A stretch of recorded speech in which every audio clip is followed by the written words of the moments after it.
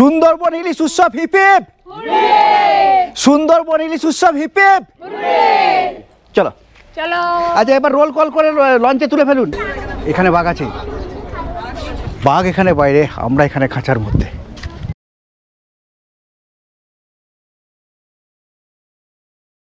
সকালে বেডটি এসে গেছে, লাল চা। আজকে আমাদের check out royal Bengal resort দয়াপুরে। আমাদের প্রথম সুন্দরবন ইলিশ উৎসবে আমরা এই রয়্যাল বেঙ্গল রিসর্টেই ছিলাম। এই যে এখানে গোমতী নদী উল্টো দিকে প্রচুর বোট দাঁড়িয়ে আছে, ওই বোটগুলো পাখিরালয়ের বিভিন্ন জেটিতে দাঁড়িয়ে আছে, ওই দিকটাই হচ্ছে পাখিরালয়।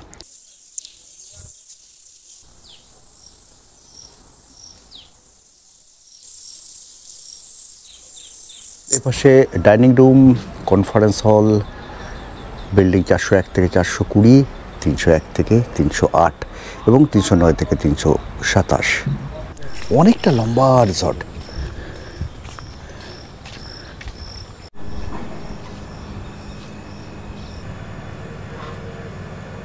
এই যে গাছটা, এই গাছটা হচ্ছে সুন্দরী গাছ। পাতাগুলো খেয়াল করুন। এটা হচ্ছে ডাইনিং, নিচে একটা ডাইনিং আছে, উপরে আর একটা dining.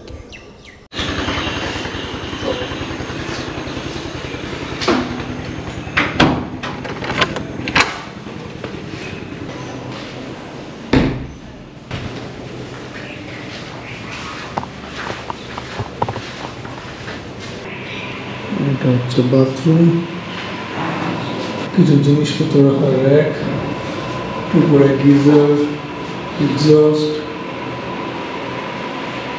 Shower, hand shower. Sundarban ইলিশ উৎসব হিপ হিপ, সুন্দরবন ইলিশ উৎসব হিপ হিপ। চলো চলো, আচ্ছা এবার রোল কল করে লঞ্চে তুলে ফেলুন। ভাটা থাকলেই ভালো, ভাটা থাকলেই তুমি যখন ওই ভিতরে ঢুকবে না তখন কিছু দেখার চান্স থাকে।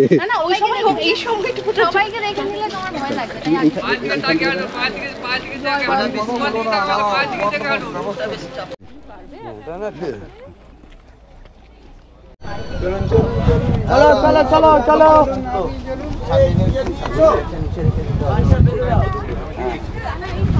এইবার ছেড়ে দেবে। আজকে ব্রেকফাস্টে কি আছে? লুচি ছোলার ডাল আর চা কি দেবে? চা। এই এই আচ্ছা, এখানে মুড়ির অপশানও আছে যারা লুচি খেতে চান না। ওই পাশে বাংলাদেশের একটা ট্রলার, এপাশেও আর একটা বাংলাদেশের ট্রলার। এগুলো হলদিয়া থেকে ফ্লাই অ্যাশ মানে ছাই নিয়ে যাচ্ছে বাংলাদেশে। এবং বাংলাদেশের ট্রলার বুঝতে পারবেন কারণ দেখুন এদের বাঁ দিকে বাংলাদেশের ফ্ল্যাগ লাগানো রয়েছে আর ডান দিকে ইন্ডিয়ার ফ্ল্যাগ।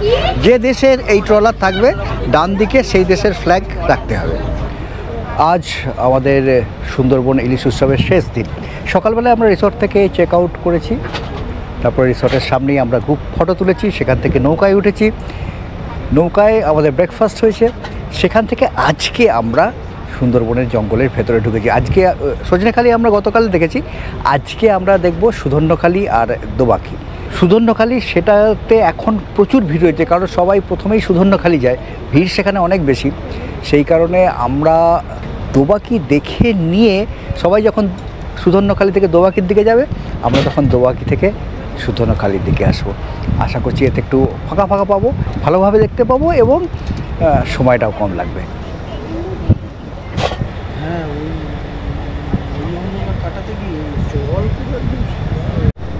আমরা এখন দোবাকির ভেতর দিয়ে চলেছি। দোবাকির এই জায়গাটা যেমন সুন্দর দেখতে, ঠিক ঠিক সেরকমই একটা হ্যাপেনিং জোন। যে কোনো সময় যে কিছু হতে পারে, কুমির দেখা যেতে পারে, হরিণের দল দেখা যেতে পারে, বাঘ ক্রস করছে সেটা দেখা যেতে পারে, প্লাস এখানে খুব সুন্দর সুন্দর কিছু কিংফিশার সেটাও আছে। আজ 17ই আগস্ট 2025 আমাদের ইলিশ উৎসবের শেষ দিন। একটুখানি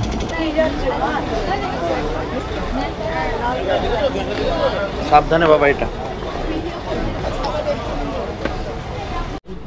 স্কাই ওয়াকের মতো। আমরা উপর দিয়ে হেঁটে হেঁটে যাব, নিচে পিলার, আমরা এসে গেছি দোবাকি। দোবাকিতে এই যে ক্যানোপি ওয়াক সুন্দরবনের সব থেকে সুন্দর জায়গা। বাঘ এখানে বাইরে, আমরা এখানে খাঁচার মধ্যে।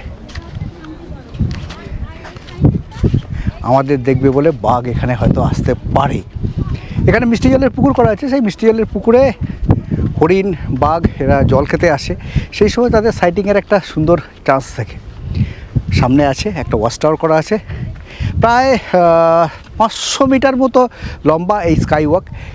আমরা একটা দিক দিয়ে ঢুকলাম, অন্য দিক দিয়ে বেরিয়ে যাব।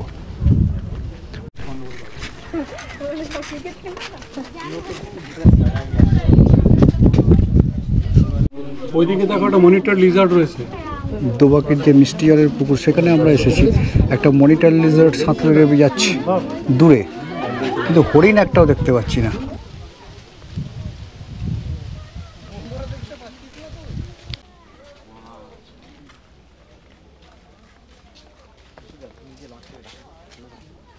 থ্যাংক ইউ ভিজিটেকেড। আমরা পৌঁছে গেছি দোবাকির অন্য প্রান্তে। এখান থেকে আমরা বোটে উঠবো। বোটে উঠে এখন আমরা যাব সুধন্যকালী। আমাদের প্রথমে প্ল্যান ছিল আগে সুধন্যকালী দেখে দোবাকি আসবো, কিন্তু ওখানে প্রচুর ভিড়, সেই কারণে আমরা দোবাকি দেখে যাব Sudhanyakhali. Floating floating floating and diving.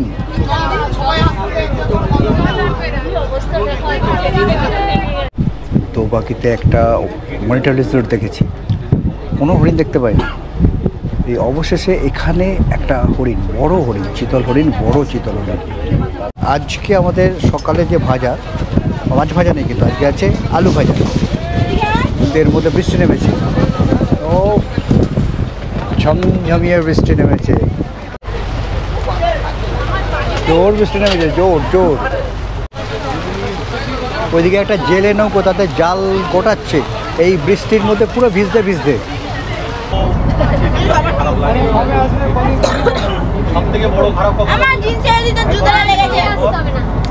এখানে বাঘ আছে,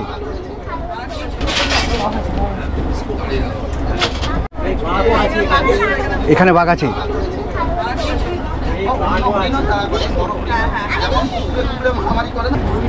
সুন্দরবনের হরিণকে কখনো এত জোরে দৌড়তে দেখিনি। আমরা তো ভাবলাম হয়তো বাঘে তাড়া করেছে নাকি, একটাই হরিণ, সেটাই।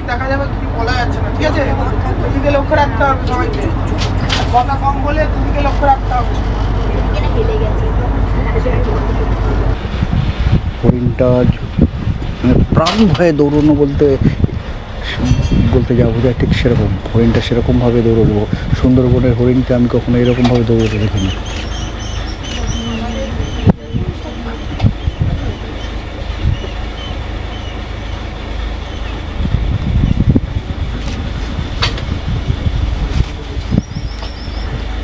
সবাই সার্চিং মোডে, চোখ জঙ্গলের দিকে।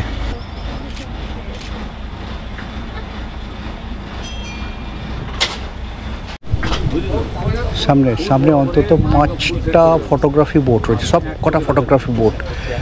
হ্যাঁ, এক জায়গায় দাঁড়িয়ে রয়েছে। এবং প্রথমবার আমরা বাঘ দেখা ট্যুরে যে এসেছিলাম, তন্ময়, আমাদের গাইড তন্ময় এখানে একটা বোটের মধ্যে রয়েছে। 5টা ফটোগ্রাফি বোট এক জায়গায় দাঁড়িয়ে আছে, মানে বৃষ্টি হয়েছে, বৃষ্টি হয়ে আবার রোদ উঠেছে।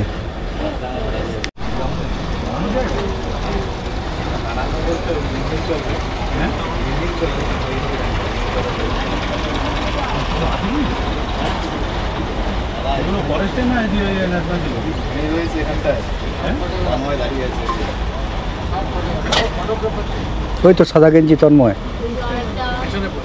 এক্ষুনি হয়নি, তাহলে ওইখানে লোকজন ওরকমভাবে বসে বসে মোবাইল ঘাঁটতো না। আমরা এখন হাজির হয়েছি চড়াগাজীখালি, এইখানেই সাইটিং হয়েছে।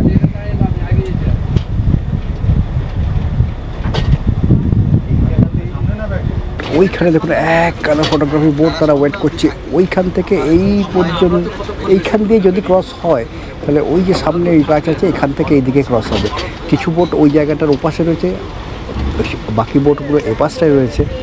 তো যারা ফটোগ্রাফি বোট তারা তো সন্ধ্যে পর্যন্ত, মানে সূর্যাস্ত পর্যন্ত এখানে থাকবে। আমাদের তো সেই উপায় নেই, কিন্তু এখানে সাইটিং চলছে, সেই অবস্থায় এই জায়গা ছেড়ে বেরিয়ে যেতে হচ্ছে। এটা বেশ কষ্টকর।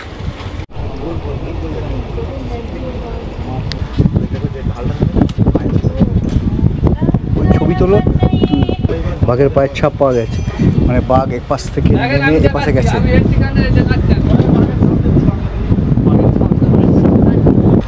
আমার নিকনের Z30-তে জুম করে দেখাচ্ছি, পরিষ্কার পাচ্ছি।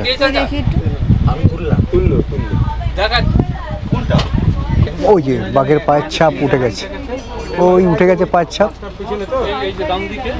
আজকে আমাদের শেষ গন্তব্য সুধন্যকালী ওয়াচ টাওয়ার। সুধন্যকালী ওয়াচ টাওয়ার দেখবো, দেখে আমরা ফিরে যাব সোনাখালী। আমাদের ফিরে যাওয়ার কথা, কিন্তু আমরা সময় বাঁচানোর জন্য প্ল্যান করেছি গদখালিতে নেমে পড়বো, কারণ জোয়ার আছে, গদখালি যেতে অসুবিধা হবে না, চড়ায় আমাদের লঞ্চ আটকাবে না।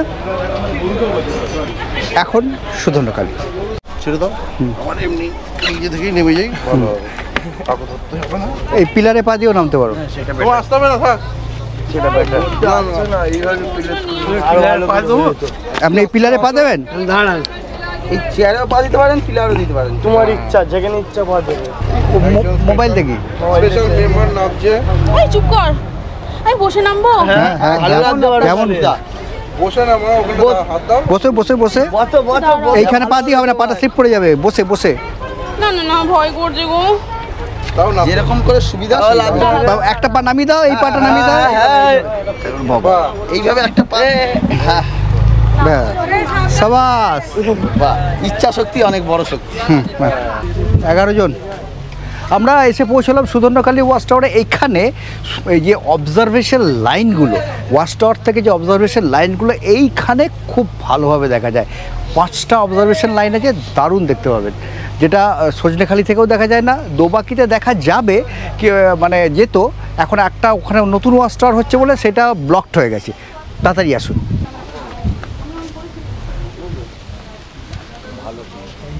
ভাঙানোর জায়গা পয়সা। এখানে রয়েছে বনবিবি মন্দির, মা বনবিবির মন্দির রয়েছে এখানে। এপাশে এই হচ্ছে গরান গাছ, এই দেখুন এই পাতাগুলো, এটা হচ্ছে গরান। ওপাশে একটা গর্জন গাছ রয়েছে দেখতে পাচ্ছি।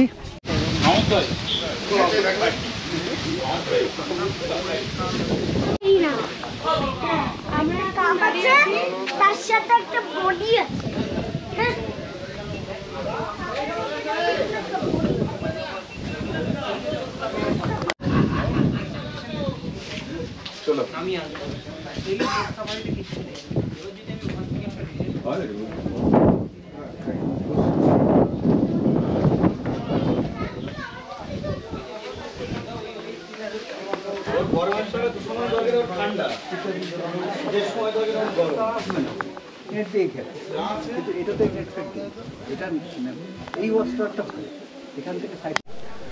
সুধন্যখালী ওয়াচ টাওয়ারের একদম উপরের তলায় আমরা উঠে এসেছি, যেটা দোতলা, নিচের তলায় আছে, কিন্তু নিচের তলা থেকে উপরের তলায় ভিউটা অনেক ভালো।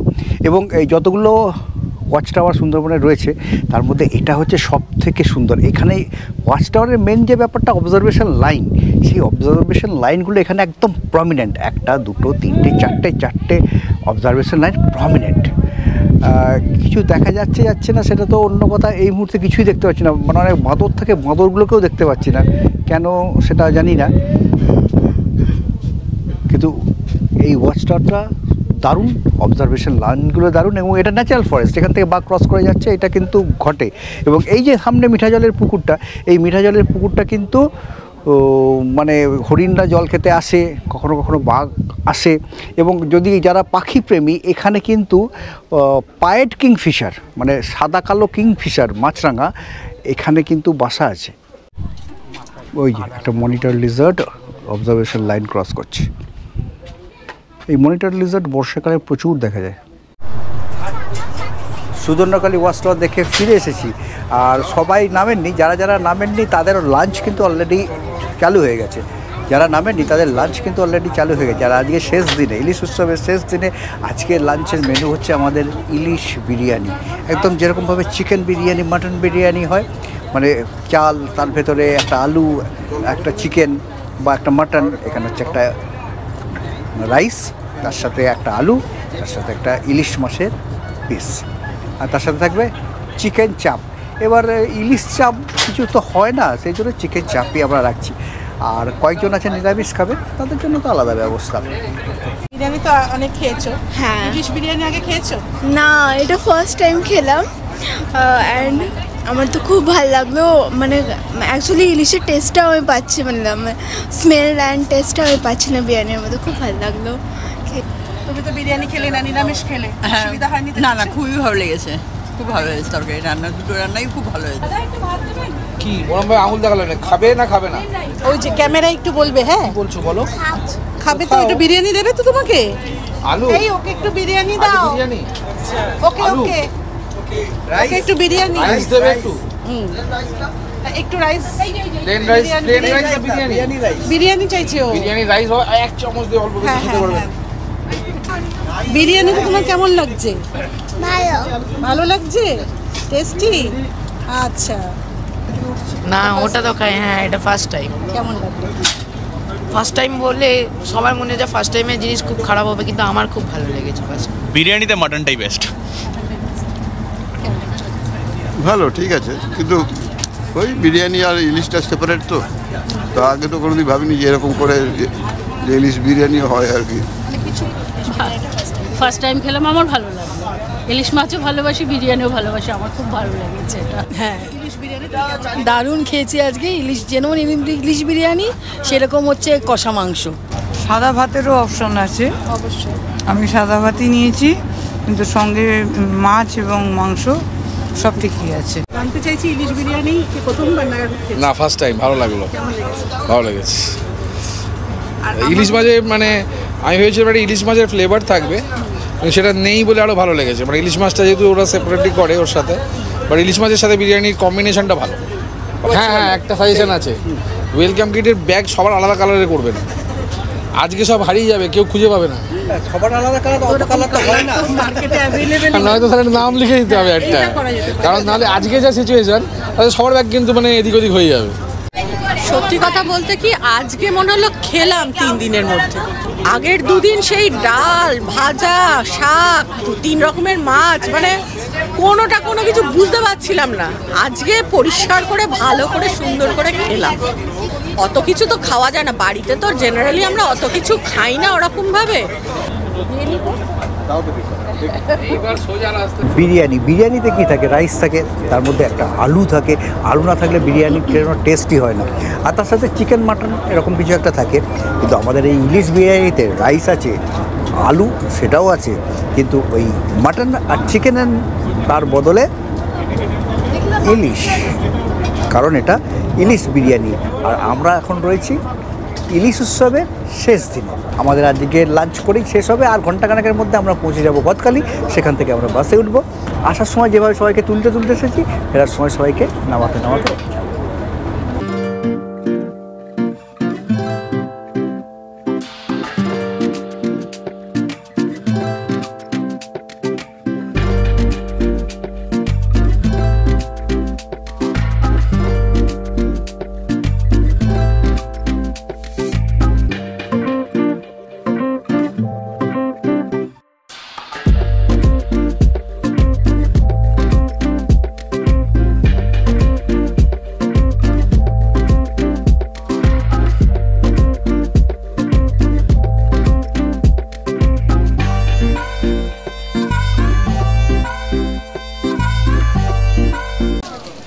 চললাম।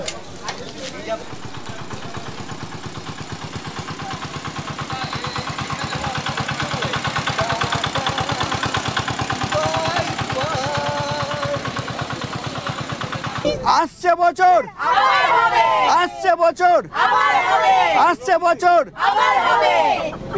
নাকি